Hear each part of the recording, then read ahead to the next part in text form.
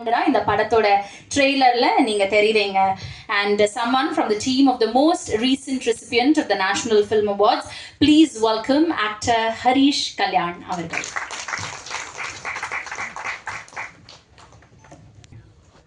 மேடையில் இருக்கிற என்னுடைய டீம் எல்லாருக்கும் நன்றி. இங்கே டேரக்டர் படப்படன்னு பேசினார் இல்லையா, கொஞ்சம் அன்ஃபில்டர்டாக பேசிட்டாரு. எங்கள் ப்ரொடியூசர் சொல்கிறாரு, ஏதாவது இன்கம் டேக்ஸ் பிரச்சனை வந்துட போகுது, நானே கடன் வாங்கி தான் படம் எடுத்திருக்கேன் அப்படின்னு. ஸோ ரொம்ப கஷ்டப்பட்டு பல அப்டக்கிள்ஸ், பல டிலேஸை தாண்டி அடித்து பிடிச்சி ஒரு மாதிரி கடைசியில் இங்கே வந்திருக்கோம். ரொம்ப சந்தோஷமாக இருக்குது. முதல்ல இந்த மாதிரி ஒரு கதையை என்னால் பண்ண முடியும்னு என் மேலே நம்பிக்கை வச்சு இதை கொடுத்த இயக்குனர் சண்முகம் சாருக்கு என்னுடைய நன்றியை தெரிவிச்சுக்கிறேன்.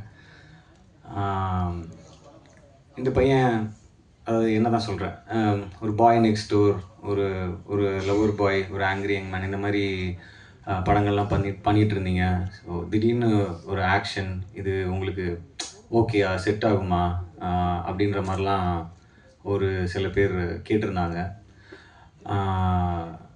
பட் எனக்கு பர்சனலாக வந்து ஆக்ஷன் படங்கள் ரொம்ப பிடிக்கும். ஏன்னா நான் ஆக்ஷன் படங்கள், கமர்ஷியல் படங்கள் பார்த்து வளர்ந்த ஒரு பையன். ரஜினி சார் படமாக இருக்கட்டும், விஜய் சார் படமாக இருக்கட்டும், அஜித் சார் படமாக இருக்கட்டும், FDFS விசில் அடித்து 10 ரூபாய் டிக்கெட் வாங்கி பார்த்த பல கோடி ரசிகர்களில் நானும் ஒருத்தன்.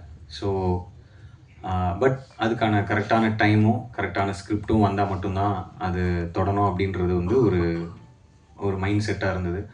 ஸோ டீசல் கதையை கேட்கும்போது எனக்கு இந்த மாதிரி ஒரு உலகம், இதை நம்ம கடந்து, இதை நம்ம பார்த்து, இதை நம்ம வந்து கேள்விப்பட்டிருப்போம், கடந்து போயிருப்போம். பட் இது எங்கே ஆரம்பிக்குது, இது உள்ள என்ன நடக்குது, இந்த வேர்ல்டுக்குள்ளே நடக்கிற, இந்த மாஃபியாவில் நடக்கிற விஷயங்கள் என்ன அப்படின்னு நமக்கு தெரியாது.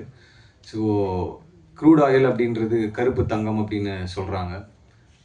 தங்கத்தை விட ரொம்ப முக்கியமான, உலகம் இயங்கிறதுக்கு ஒரு முக்கியமான விஷயமா பார்க்கக்கூடிய ஒரு பொருளாக இருக்குது கருப்பு தங்கம்னு சொல்கிற அந்த க்ரூட் ஆயில். ஸோ அதுலேருந்து கிட்டத்தட்ட 165க்கும் மேலே பை ப்ராடக்ட்ஸ் வருது. ஸோ பெட்ரோல், டீசல்லேருந்து ஆரம்பித்து தார், அது மாதிரி LPG, நம்ம மண்ணெண்ணெய், இந்த மாதிரி நிறைய வந்துகிட்டே இருக்குது.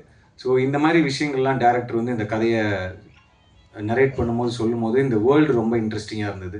ஸோ அதனால தான் இந்த படம் பண்ணணுன்ற ஒரு ஆசை இருந்தது. நம்ம எடுத்தோம் கவுத்தோம் அப்படின்னு ஆக்ஷன் படம் பண்ணணும், 4 பேர் அடிக்கணும், கமர்ஷியலாக ஒரு 2 சாங் இருக்கணும், ஹீரோயினை ரொமான்ஸ் பண்ணணும் அப்படின்ற இன்டென்ஷனில் பண்ண படம் இல்லை. ஸோ இந்த படம்லாம் ஷூட்லாம் முடிச்சுட்டு இப்போது ரீசெண்டாக ட்ரெய்லர் வந்தது. எனக்குள்ளேயே ஒரு சின்ன சந்தேகம் இருந்தது. சரி, உண்மையாகவே நம்ம கான்ஃபிடென்ஸோட பண்ணிட்டோம் அந்த படத்தை, ஆடியன்ஸ் இதை எப்படி பார்க்க போகிறாங்க, இந்த புது நான் எடுத்துருக்கிற இந்த ஆக்ஷன் அவதாரை எப்படி ரிசீவ் பண்ண போகிறாங்க அப்படின்ற ஒரு சின்ன தயக்கமும் ஒரு சின்ன பயமும் இருந்தது. ட்ரெய்லர் வந்ததுக்கப்புறம் யாரும் பெருசாக திட்டலை.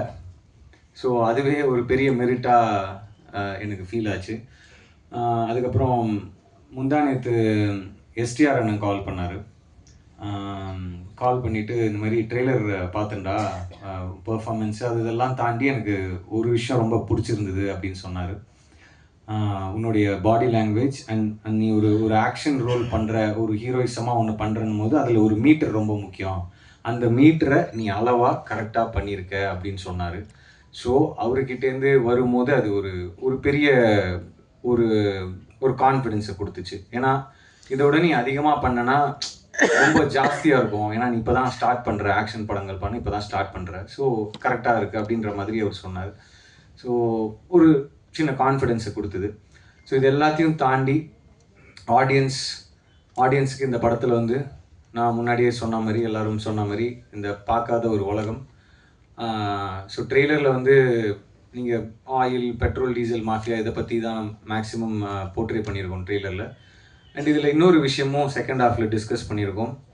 ஸோ இது எல்லாமே ஆடியன்ஸ்க்கு கனெக்ட் ஆகும் அப்படின்னு நான் நம்புகிறேன். நான் எந்த ஸ்கிரிப்ட் பண்ணாலும் அதில் ஆடியன்ஸ்க்கு என்ன கனெக்ட் இருக்குது அப்படின்னு நான் எப்போவுமே யோசிப்பேன்.